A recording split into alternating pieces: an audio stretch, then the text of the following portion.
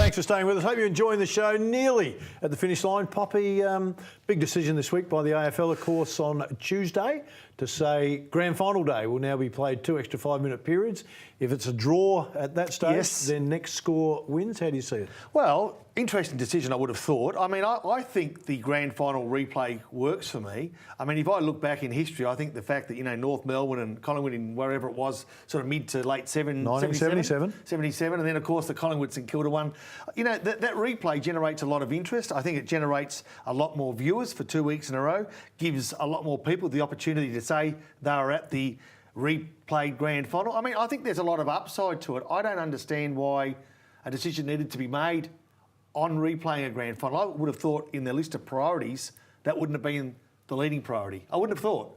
Yeah, look, it's hard to know. On a business sense, on purely money, you'd think having a second grand final is massive for the coffers. Exactly. However, the problem may be that you can't get the venue, so that could be a problem. And you can't book the venue every year predicting there's going to be a grand final. And what do you do if you have... I think in the second grand final, what happens if in the replay grand final you draw again? Yeah, well, there'd be all kinds of problems. Although, again, the coffers would be... I think it's a good decision, but again, I come from a sport where a decision's made at the end. Just a couple of things I'm not clear on. If that's the decision for the grand final, which I think is a good decision, why isn't it like that for the rest of the year?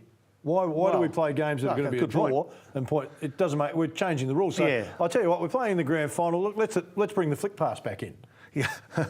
Well, it'd be okay if Kevin Bartlett was playing, but you know what? Look, I get your point. I mean, if you're going to have rules, then make them consistent throughout the whole season, from pre-season through to grand final.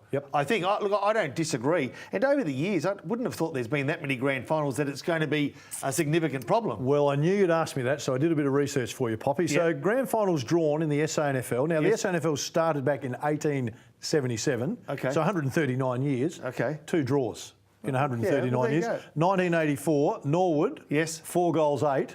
Drew with South Adelaide, 4 goals 8. Norwood went on to win it. The next one was in 1919. Sturt, 5 goals 9. Drew with North Adelaide, 5-9. But how about the replay? The replay. Sturt, 3 goals 5, defeated North Adelaide, 2 goals 6. Wow. Okay, in the VFL, it's only happened twice. 1948 and 1977. Oh, and of course the Collingwood St Kilda game. Well, AFL. So that was the AFL. So it's happened once in the AFL. So say 5 times in a total of, say, close to 250, 300 years. So my point is, I don't know whether or not, given an incident that happens 5 times in 250 years, needs to be addressed. I think we've got some other issues in the game that I'd like to see addressed. And there's these constant rule changes throughout the course of the year. I think it just adds to the frustration of the game as a spectator. Games are decided in recent weeks, Hawthorn St Kilda, about an interpretation of a 15-metre kick. Let's try to get those things right. It's like coaching a game. Let's get the small things right and the bigger pitch will take care of itself. Let's consolidate. The other one that I don't like, again, I like the rule. I just don't like if it's drawn after the 2 5-minute periods, next score wins. Surely it's got to be a goal. I mean, how would you feel if you were the guy that had the rush behind? Yeah, we won the grand final on a rush behind. And then, in desperation not to let the behind go through, you give away free kick for deliberate out of bounds. I mean, there are so many connotations that won't be until you're in that moment, the heat of that moment, that will say, and they'll say again, oh, yeah, we didn't think about that. I don't know, and I don't know about the timing. I mean, we're 4 weeks in to a year.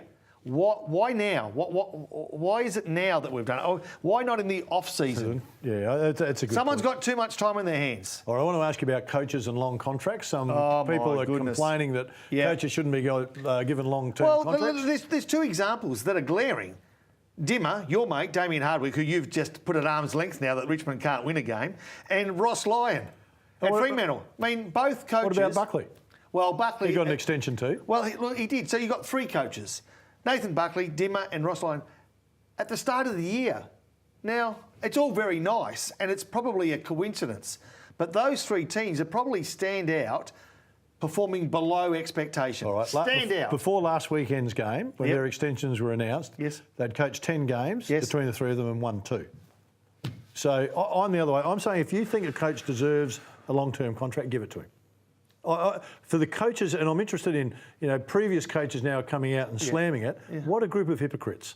Because they would have signed a 5-year contract in a moment. They would have been pushing for a 5-year contract. Now, these guys... blame the players. I don't blame the players. No, I don't blame the coaches. How can previous coaches come out and be so hypocritical to say they shouldn't do it? No, they can't. But I think that's a different discussion then why? Why have they been appointed? What is the benefit? And you know what I think it is? This is what I think it is. I think it's to take pressure off the club. I was speaking to young Jace Kemp during the week. Sure. Take pressure off the club because you know what? It becomes a question. It becomes a question for the media all the way through the year. You know what the clubs do? Bang, that question gone. We've signed them 3 years. Problem is, it's blown up in their face because they're not performing. Yeah, well, just let me... Yeah, look, I think it adds stability. And the question is, who's better? But does it add stability? You can't tell me now that there's stability around Richmond, Fremantle, Collingwood. Mate, we've got to go. We've got to finish up. Oh, now, just as I get the edge of the argument. Just get going. No, you haven't got the edge because I'm going to have the final say because I get the closest on the way out. I want to mention Sunday, quickly, this yes. Sunday, This the Sunday. annual SA Carp Frenzy. Over 500 people get involved catching carp down there at Barmera. It is a great event. If you've got nothing to do, even if you've got something to do, get down to Barmera. All right, get down to Barmera. Time for us. Hope you've enjoyed the show. Look forward to your company next week. Bye, everybody.